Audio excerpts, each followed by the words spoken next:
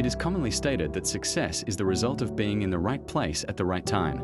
There is truth in that. However, very few people pause to interrogate what the word place truly implies. This is why linguistic precision matters. Words are not passive tools. They construct mental frameworks. And the sophistication of that framework depends on the depth of your vocabulary. When most people hear the right place, they imagine a room, a conference, a fortunate encounter. But what if place extends beyond a building? What if it refers to geography, to cities, countries, regulatory environments, economic ecosystems? Strategically positioning yourself in the correct geography at the appropriate moment requires more than ambition. It demands awareness.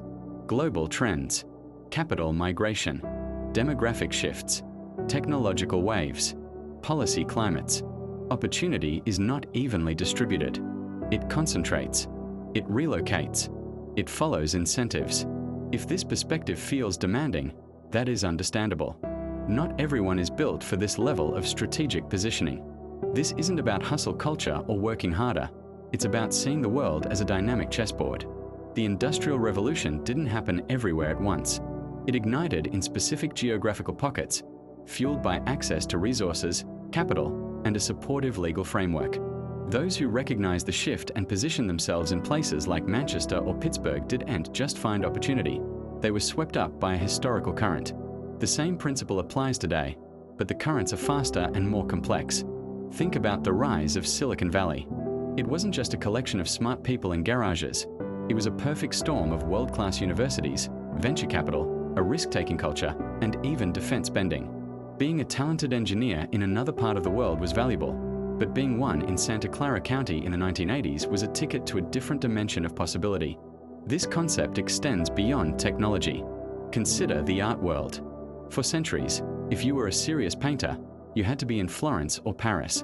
Today, the centers of the art market might be New York, London, or Hong Kong. The right place is a moving target.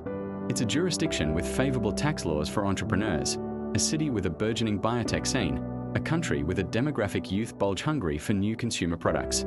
The patterns are there if you know how to look for them. For instance, notice where smart capital is flowing. It's not just about following headlines. It is about understanding the deeper undercurrents, the regulatory changes that make a country attractive for foreign investment or the infrastructure projects that will transform a region over the next decade.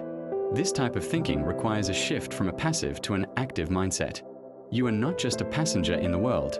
You are a strategist. You must cultivate a global awareness, reading not just your local news but international financial reports, policy journals, and demographic studies. You need